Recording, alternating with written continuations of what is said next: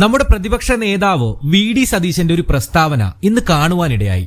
സത്യം പറഞ്ഞാൽ വളരെ ആശ്ചര്യം തോന്നി. യു.ഡി.എഫ് വ്യക്തമായ ഭൂരിപക്ഷത്തോടെ അധികാരത്തിലെത്തിയില്ലെങ്കിൽ താൻ രാഷ്ട്രീയ വനവാസത്തിന് പോകുമെന്നാണ് അദ്ദേഹം പറയുന്നത്. എസ്.എൻ.ഡി.പി യോഗം ജനറൽ സെക്രട്ടറി വെള്ളാപ്പള്ളി നടേശന്റെ വിമർശനങ്ങൾക്ക് മറുപടിയായിട്ടാണ് ഈ വെല്ലുവിളി. വെള്ളാപ്പള്ളി സതീശനെ ഈഴവ വിരോധിയെന്നും അഹങ്കാരിയെന്നും വിളിച്ചിരുന്നു. ഈ വിമർശനങ്ങൾക്കുള്ള മറുപടിയായി വേണമെങ്കിൽ ഈ പ്രസ്താവനയെ പറയാം. പക്ഷെ അതിനപ്പുറത്തേക്ക് ഇതിൽ നമ്മൾ ശ്രദ്ധിക്കേണ്ട ചില പ്രധാനപ്പെട്ട കാര്യങ്ങളുണ്ട്.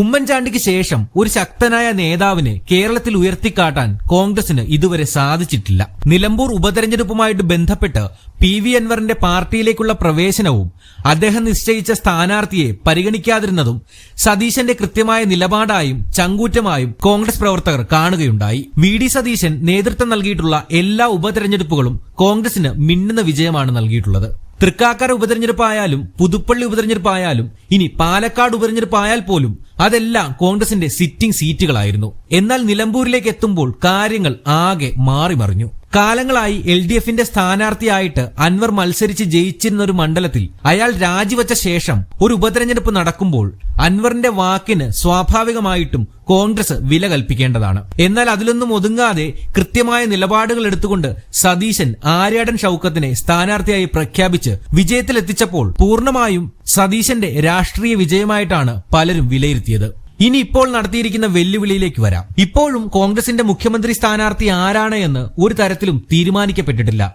എങ്കിലും സത്യം പറഞ്ഞാൽ സതീശന്റെ ഈ വെല്ലുവിളി താനാണ് കോൺഗ്രസിന്റെ അല്ലെങ്കിൽ യു.ഡി.എഫിന്റെ മുഖ്യമന്ത്രി സ്ഥാനാർത്ഥിയെന്ന് പരസ്യമായി പറയുന്നത് പോലെയല്ലേ? ഇവിടെ വി.ഡി. സതീശൻ എന്ന നേതാവ് പറഞ്ഞത് വരാനിരിക്കുന്ന തെരഞ്ഞെടുപ്പിൽ യു.ഡി.എഫിന് വ്യക്തമായ ഭൂരിപക്ഷം ലഭിച്ചില്ലെങ്കിൽ അദ്ദേഹം വനവാസത്തിന് പോകുമെന്നാണ്.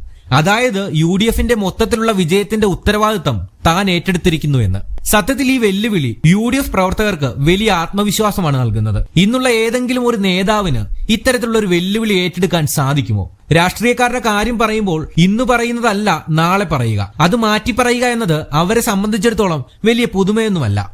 പക്ഷെ വി.ഡി. സതീശനെ പോലെയുള്ള ഒരാൾ പ്രതിപക്ഷ നേതാവായിരിക്കുമ്പോൾ, അതും സോഷ്യൽ മീഡിയയും അതുപോലെ തന്നെ മറ്റ് സൈബർ ആക്രമണങ്ങളെക്കുറിച്ചും വ്യക്തമായിട്ട് ബോധ്യമുള്ള ഒരാൾ ഇത്തരത്തിലുള്ള ഒരു വെല്ലുവിളി നടത്തുമ്പോൾ അത് വെറുതെ ആവാൻ സാധ്യതയില്ല. ചുരുക്കി പറഞ്ഞാൽ വി.ഡി. സതീശന് വരാനിരിക്കുന്ന തെരഞ്ഞെടുപ്പ് ഒരു ഡു ഓർ ഡൈ ഗെയിമാണ്. ലീഗിനെ ഉൾപ്പെടെ എതിർത്തുകൊണ്ട് അൻവറിനെ മാറ്റി നിർത്തിയപ്പോഴും ഇതേ റിസ്ക് തന്നെയാണ് നിലമ്പൂരിലും സതീശൻ ഏറ്റെടുത്തത്. പക്ഷെ അത് വിജയിച്ചതോടെ മറ്റെല്ലാ നേതാക്കന്മാരിൽ നിന്നും ഒരു പടി മുകളിൽ പോകാൻ സതീശന് സാധിച്ചിട്ടുണ്ട്.